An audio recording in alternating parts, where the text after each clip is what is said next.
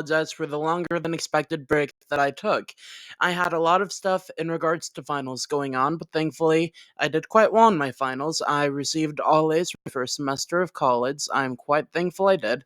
Um, and hopefully I will be uploading every day for around the next month. I go back the 12th of January. First off, I want to look at the 2026 gubernatorial elections. So, as you all may know, all of these are toss-ups. I mean, who knows which way Illinois is going to go? Totally going to be a nail-biter. But no, this is just filled out to have a bit of suspense to it. So first off, we are going to look at the safe Democratic states, and I want to emphasize what I see as a safe Democrat state. So a safe state is a state that will go to the party with a 15% margin. So of these states, we have Massachusetts, Connecticut, Rhode Island.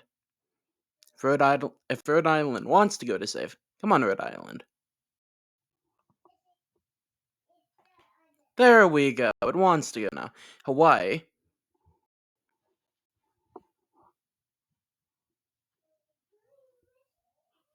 A lot of latency.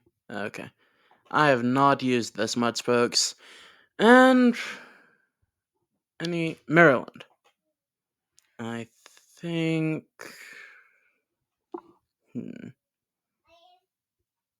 There's one more here. Colorado. I don't think Colorado will necessarily be in safe. I think it'll be in another category. So yeah, these will all be the safe states. The only one that I could think that is pretty interesting, let's go over here to Rhode Island, because things are not really looking good for their incumbent governor, Dan McKee. So Dan McKee, basically, from what I heard, shut down a bridge. It did not go over well, so his approval rating is really low, and it looks like he's about to be primaried out by Helena Focus, the niece of former Senator Chris Dodd from 81 to 11. So, yeah, unfortunately for him, it does not look like he's going to be around much longer. So next off, we are going to look at the safe Republican states. So these would be Idaho, Wyoming, South Dakota, Nebraska, Oklahoma, Arkansas, Tennessee, Alabama, South Carolina, Vermont. And yeah, I think that's it for safe Republican. So all of these states are pretty bland, I would say, pretty boring when it comes to their elections. The only one any of the viewers that are not too informed about politics may be a bit surprised about is Vermont, with Governor Phil Scott there being incredibly popular. Last time he won the biggest margin in Vermont gubernatorial elections for the past 100 years, I believe. So now, I want to define what the next category will be, which will be likely. So this will be within a 5 to 15% margin. So these states, let's start out with the Democratic states. Oregon, California, Colorado, New Mexico. There's some more here, I know it. New York. Maine will be another one.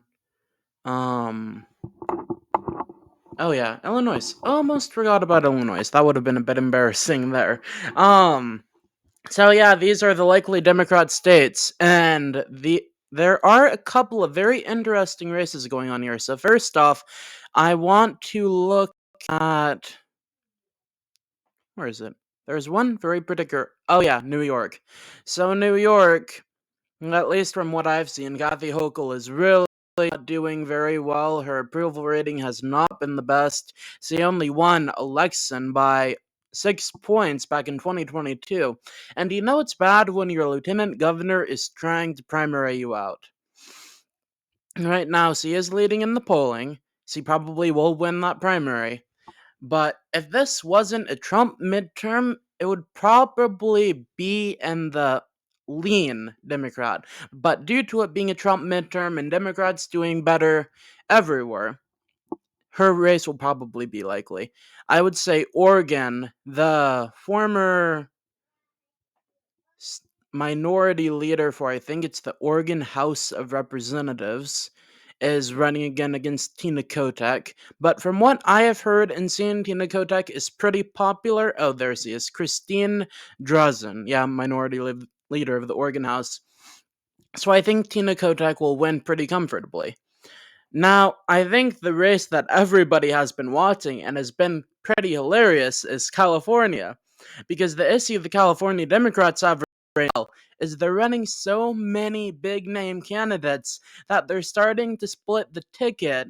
And as we see, the Republicans are starting to. Oh, here we go. Yeah, the Republicans are starting to lead in the polling for the top two contenders. Because if you don't know, California has a jungle primary, which that means that only the top two candidates move on to the general election. They don't have a sectioned off primary. So yeah, Sad Bianco and Steve Hilton are currently leading in the polls as the top two, which I find pretty funny. But Eric Swalwell, the representative from California, is incredibly close to them. And I think on election day, let's see. Yeah, I think Steve Hilton will move on, but I also think Eric Swalwell will move on as well. Even though it would be hilarious if Democrats were locked out of California, I do not think that's going to happen. I think people are going to drop out, and when they drop out, Swalwell's numbers are going to rise. Now we need to go to the likely Republican column. Okay. So for likely Republican, we have Nevada, Alaska, Texas, Florida, Kansas, Iowa. Mm, I'll think about that one. New Hampshire.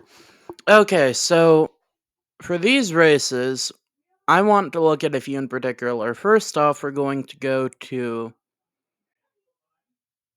Hold on. It's loading. Nevada. Joe Lombardo defeated. I'm sorry, everybody. My browser is incredibly slow.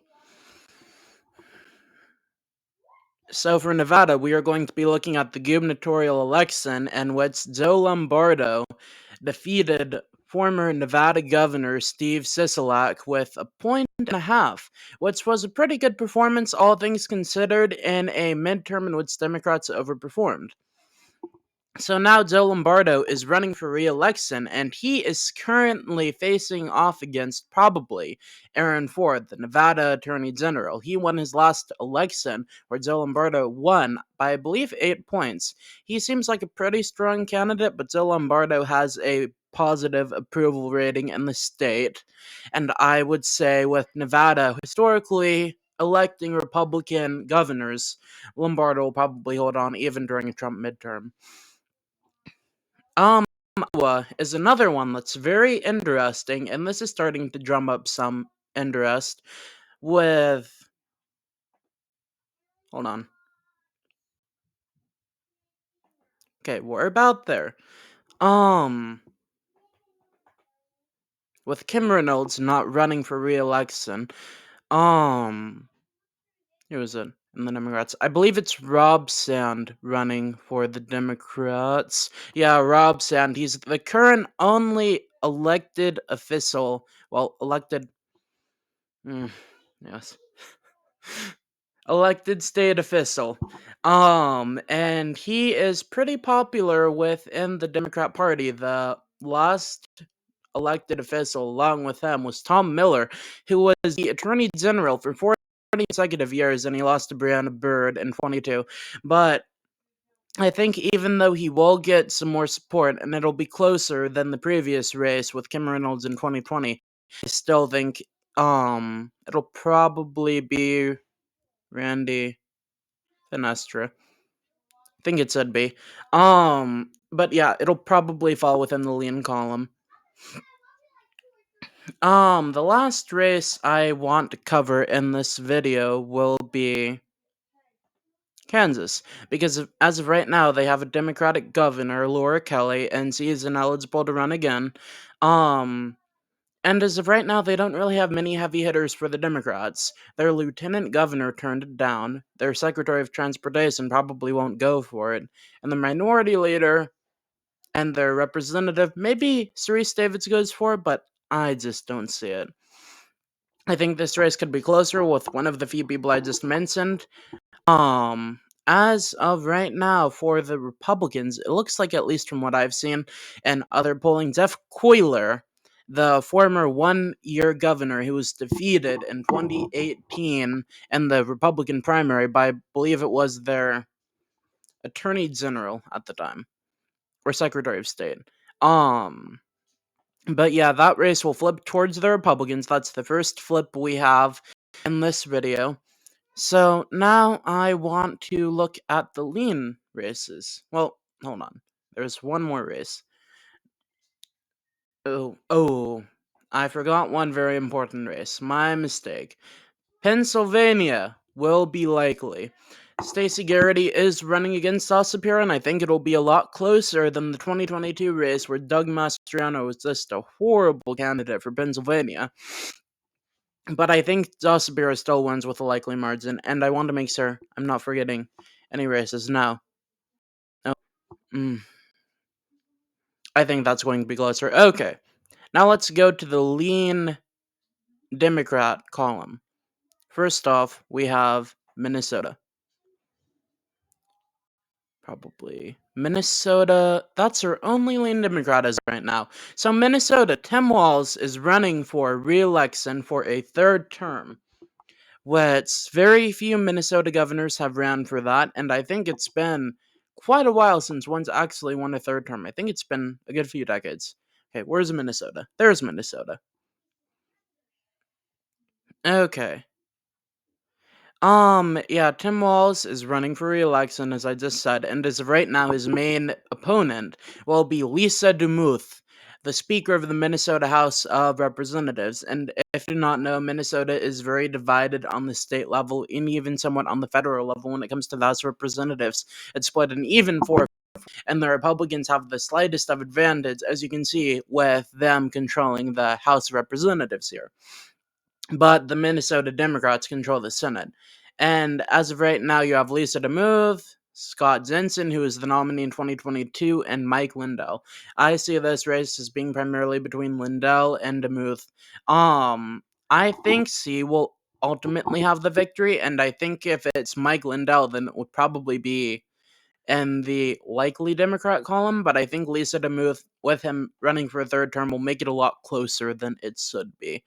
Um, Now we need to look at our leans Republican. So for our leans Republican, we have a couple states. We have Ohio and we have Georgia. I did say it was a couple. So we should start with Ohio. So as you all know, as of right now, Vivek Ramaswamy is probably going to be the nominee for the Republicans, and he's a very controversial candidate. Not as controversial as Twitter may make you believe, but some of the comments he said doesn't paint him in the best light. And for the Democrats, Amy Acton will probably be their nominee, the former director of the Ohio Department of Health.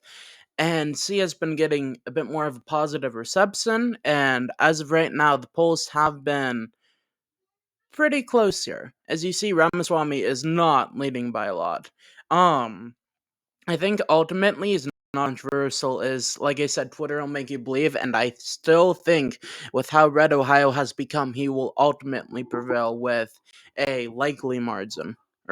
Sorry, not likely, leans. By the way, leans is 1 to 5%. Now we've covered all of that. Now we get to the very close races. Trying to. Oh, there we go. Okay, we have tilt. I thought we didn't have tilt there for a minute. So tilt is under 1%. These races will be incredibly close. And as of right now, we have 3 of these races: Wisconsin, Michigan, and Arizona. So for Wisconsin, Let's check that one out. Tony Evers is not running for re-election. Um, as of right now, it looks like for the Republican side, Tom Tiffany is the front runner. He is a member of the House of Representatives since 2020. Um, and it looks like he will be the nominee unless Tommy Thompson, who has expressed interest, and he was the four-term governor of Wisconsin. If this guy won, this race would be even closer. He seems to be very well liked.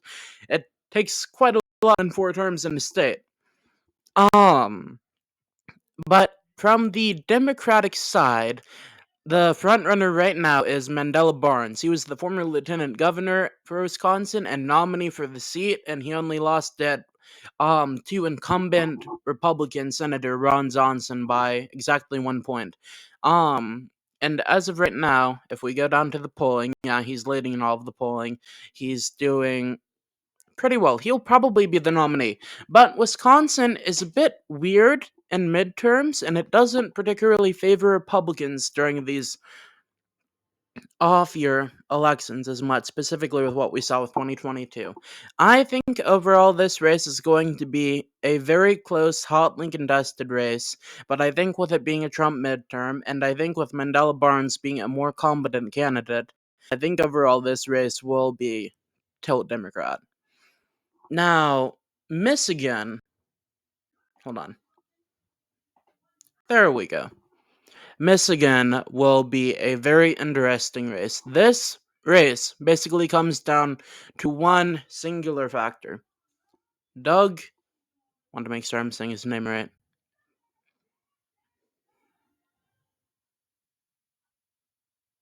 Mike Duggan.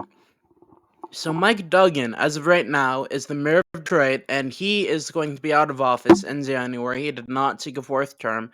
He is running as an independent. He was a former Democrat, and he became independent in, I believe, 2024. So as of right now, the Democrat primary is pretty contested, with it being between Jocelyn Benson and Garland Gilchrist. As of right now, Benson is leading in the polls and will probably, I guess it wasn't as contested as I thought it was. She will probably end up being the nominee. And on the Republican side, you have John James, who is the representative from Michigan's 10th. Of course, Mike Cox and Tom Leonard are running against him, but as we see in this polling, he's running far ahead of the both of them. Um, in 2020, John James actually outperformed Trump by about 0.75% in Michigan, which was a very impressive performance, especially considering the fact he was going up against an incumbent, Gary Peters. And the reason I say this race will come down to Mike Duggan is because he's the mayor of Detroit, and Detroit is one of the biggest areas for Democrats to get votes in Michigan. And as we see through these polls, John James is starting to take the lead through Mike Duggan polling quite well. Now, if Mike Duggan's poll numbers are like this in September, October, I'd be very worried as a Democrat, and I would say John James would ultimately be the victor. But if Mike Duggan drops out or his poll numbers go down, Jocelyn Benson will probably pull out and a squeaker. But as of right now, with Mike Duggan still polling typically in the low 20s, I will give this race to John James, though this race could definitely change. If I'll give it to John James. There we go, let's me. So, Arizona is the last race we really need to cover today. So, Arizona incumbent Governor Katie Hobbs is currently running for re-election. And I think people have a misconception that Arizona has heavily went to the right as of recent years.